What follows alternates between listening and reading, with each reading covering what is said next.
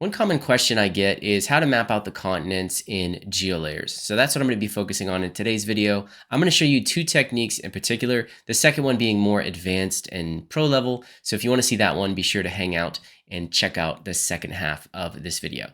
Okay, for the first step, I want to download this data set. This is World Continents from ArcGIS Hub. I will leave the link to this down in the video description.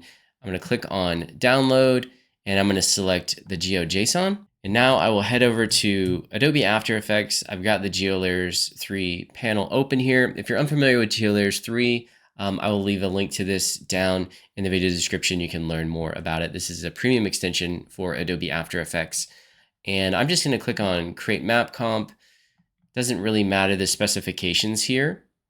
And now I'm going to go and grab this data, this GeoJSON file, and I'm going to drag it and drop it directly over my browser here.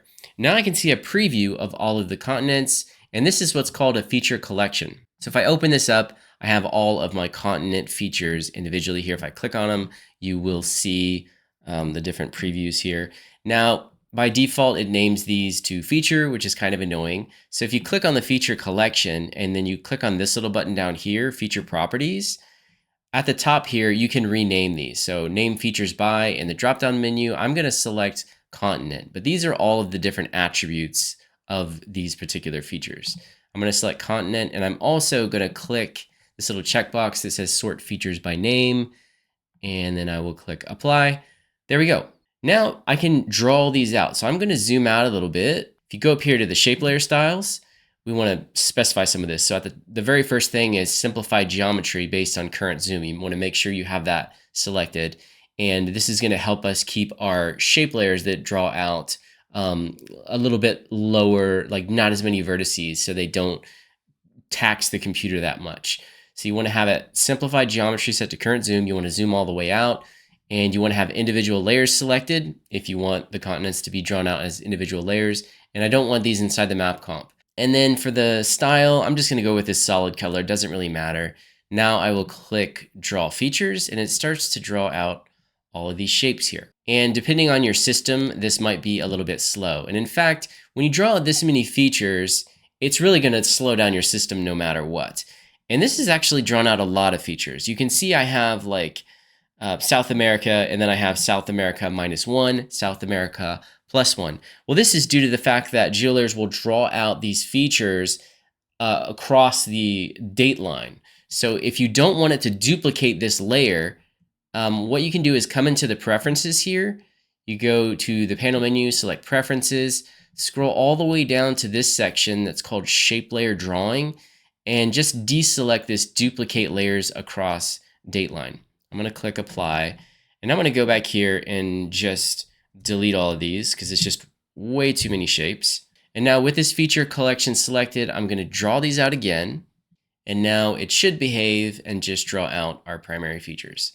Okay, so now I have these 8 shape layers, these individual shape layers. I can do whatever I want with these. I can restyle them. I can use them as mats. I can go crazy. Now I want to show you how to map these out using my pro technique. So I actually want to avoid having these as shape layers. I would rather have them as a raster. So what I'm going to do is I'm going to turn off the visibility of all these. Let's just shy these. And now what I'm going to do is I'm going to come up here to the Mapcomp settings, click on this, and I want to change the imagery section here. If you hover your cursor over here, you'll see that you have one Mapcomp profile called DataViz Choropleth. So Choropleth is a thematic mapping style where you can draw out map features as colors, and those colors are assigned via the data. So they're data-driven, and you can select which attribute will drive these colors or assign these colors. So I'm going to click on this, and the way that we use it is we're going to attach this comp directly to our GeoJSON on the local drive. So if you click on Edit Imagery, right here you have your parameters. So at the top, I have to click right here and go and find that GeoJSON. So here it is. I'm just going to double click, and now you will see it populated my land right here, all of the continents. So they just come in as this solid white. Now to assign these colors via my data, I need to give a property name. So I don't know what the property names like the keys and values are. So I'm going to actually close this, cancel. Let's go grab one individual map feature here of a continent, click on feature properties to look at the data. Right here, we have something called object ID, and that gives us this 1 here, and that should be different for all of these features. So over here, we have object ID 8. Okay, so now we're going to go back. We're going to go repeat these same steps. Click data viz Choropleth, edit. We need to grab that GeoJSON again. And now for property name, I need to do all capitalization object ID. And you'll see that as I type that in, these start to change color. And we also need to change the property value minimum and maximum. I want this to go from 0 to 8. So now it is assigning these colors based on the object ID, and it's using the colors in this palette right here. If you use the drop-down menu here, you have different palettes that you can choose from. I don't know how to add additional colors here, but you can click in here and choose a specific color if you'd like, enter a hex code, whatever you want, and you can import styles. So if you click on this import, I'm going to go and grab some Adobe Swatch Exchange files that I actually have over here. So I have some earth tones that I downloaded from Adobe Color. If I double click on this, it's going to give me those looking really cool. Now I'm going to click apply.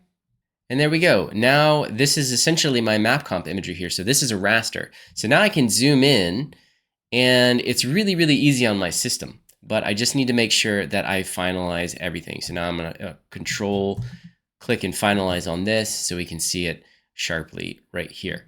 And now I have transparency right here, so I could just, come and add a new solid layer. So if we go layer, new solid, I can throw whatever color I want. So if we want to grab like some kind of ocean vibe and then drop it underneath here, and then you can style this however you want.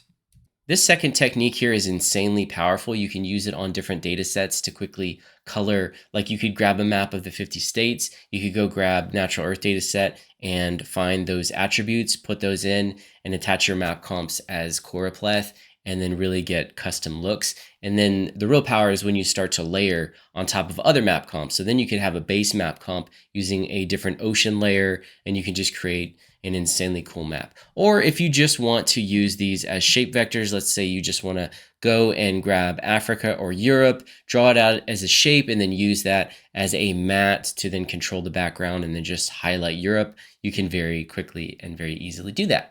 Okay, if you made it this far, I really appreciate it. I appreciate it so much. I'm going to give you a discount code for my GeoLayers 3 Masterclass. If you use discount code Boone, you're going to save $100 on either of my courses or $50 off of the bundle.